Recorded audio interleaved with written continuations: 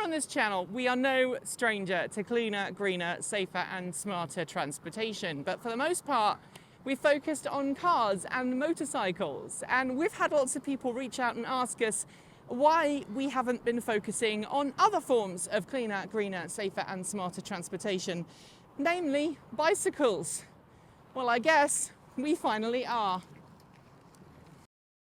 Now, for those who are interested, the RadCity is part of a whole range of electric bikes made by RadPowerBikes. This one is designed to be the kind of a commuter bike.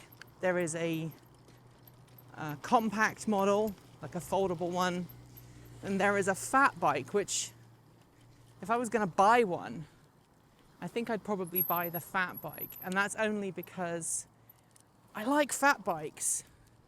But of course, for daily commuting, you want something a little bit more conventional, and this is where this bike comes in.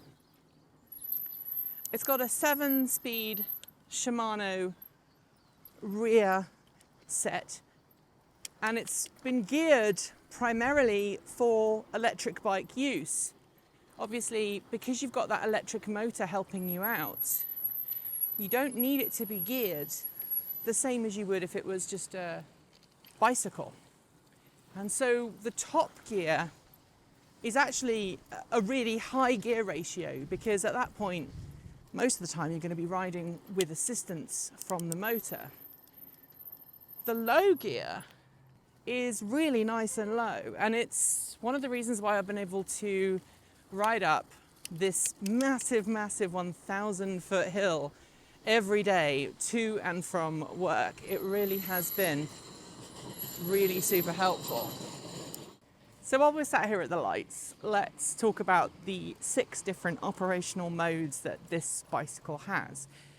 It goes from 0, which is no assistance at all the way up. So here you can see it says no assistance, it's 0, all the way up to 5, which is the speed setting. And in the middle, you've got setting number 1 is just the very minor assistance.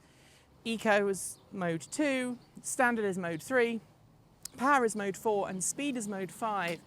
So one of the things I really like about the RadPowerBike range is that it's got an integrated bell in the left-hand handlebar set, which is really nice, by the brake lever essentially. And then on the left you've got your mode selector, and on the right you've got your standard gear selector, which is what you just heard clicking there. Your brake levers, of course, for the front and back brakes the way you'd expect them to be. So when you're riding in traffic like this, I tend to keep the throttle mode on. There's a little button down by my right thumb that enables you to turn a throttle, a bit like one of those twist grip gear shifters on some bikes. And it allows you to dial in some assistance without actually pedaling. Now, in normal operational mode, you have to start pedaling before the bike kicks power in. But when you use the throttle mode, it will just start moving on its own, giving as much power as you've dialed in on the throttle. So this is the top end of Lovejoy, which gets pretty steep, actually. And so I'm going to go down through my gears. Now, the gears on this bike are really wide and varied. So you've got a nice high gear for cruising at the top end, and then you've got a really nice sort of low speed gear that helps you when you're going up a bit of a steeper hill. So the ordering process for RadPowerBikes is really stupidly easy. Although I've got this on review and I didn't pay any money for it, and it's going back at the end of the review period, I was walked through the ordering process as if I was a paying customer. And it's really simple. Now, RadPowerBikes are actually based in Seattle, so they're not too far from me. Everything you order online, just like a Tesla. The process is really very simple. You pick the bike you want. They ask you what size frame you want. In the case of the RadCity, there's 2 different frame sizes. If you are a normal height and build, you have the one that I'm riding. If you're a little bit taller, you know, you're 6+, then you might opt for the larger frame. Unlike a lot of electric bicycles on the market, the RadCity, just like the rest of the RadPowerBike range, has suspension on the front forks, which is adjustable, which is a really nice feature. So you can have a really soft ride, really soft suspension, or you can have a really firm ride. And if you've visited Portland lately, you'll know that the Portland roads are not necessarily the smoothest. And that front suspension really does help smooth out some of the nasty kinks and bumps that you hit.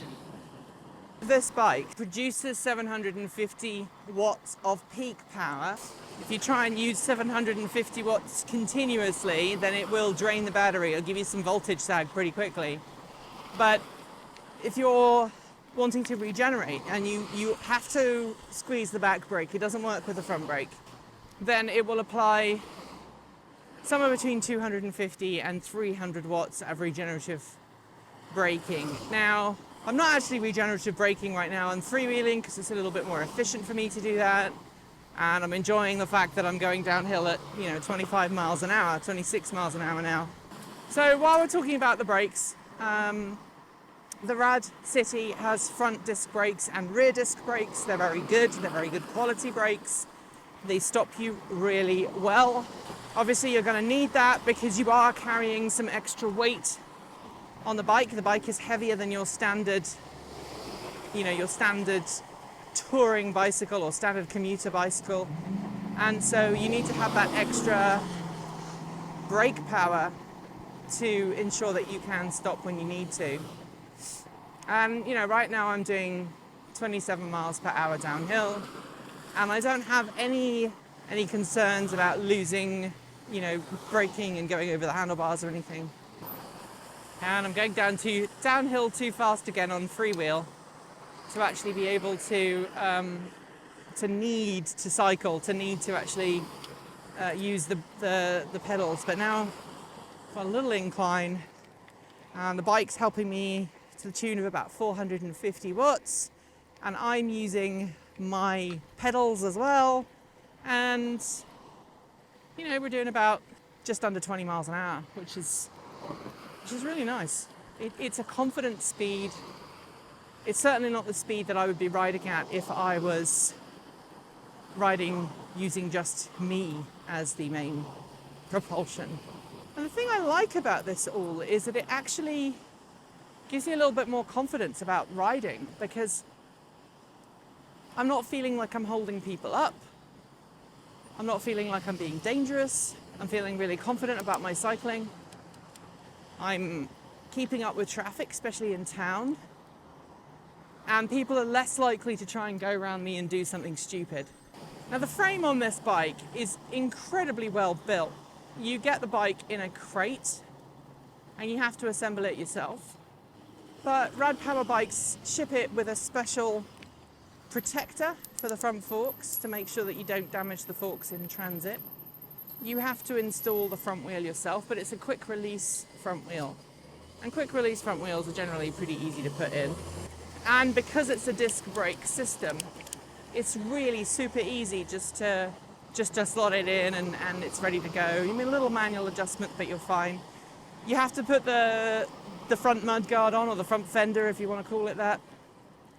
The light on the 2019 model year bikes are integrated. So the front light and the rear light are fully integrated.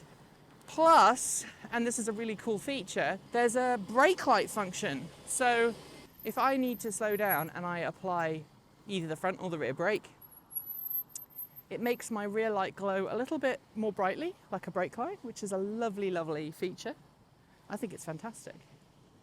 So one of the reasons why I really like this bike is because it gives me that extra speed to give me another option to get to work in the morning. So for those who don't know, I live in a city called Hillsborough. And Hillsborough and Portland, between my house and Portland, it's about a 15-mile round trip, maybe 16 by the freeway. And the main road that I use to go from my office to my house and vice versa is Highway 26, sometimes known as the Sunset Highway. And 26 gets pretty gnarled up in the mornings. As we go over, I'll see if I can give you an idea of how slowly the traffic moves. But it is currently about 39 minutes, according to the timer on the GoPro, since I left the studio. And I actually turned the camera on for a few minutes before I left. So it hasn't even been 40 minutes since I left the office. And I'm in Beaverton, which is the city next door to Hillsborough. So here we go. I'm going to try and look that way. You see the traffic? It is really nasty. It's like this in the morning, sometimes even worse. So let's talk about the benefits. You know, it's helped my health. I already feel healthier, even after like 2 or 3 weeks of riding to work. I already feel a lot healthier. In addition, my mental health has improved because I've got out and about and I'm exercising, and exercising produces extra endorphins, which are like the body's antidepressants. And I do suffer from depression, so actually I've noticed that I've suffered less depression while I've been riding to work, which has been fantastic. And obviously the time, as I've detailed, it's not a lot longer than peak rush hour for me to cycle. Maybe a little, maybe 10 minutes. But really 10 minutes being out in weather like this versus being stuck in my car looking at somebody else's bumper is, you know, it's no competition. So let's talk about the energy. Now we've talked about all those other things.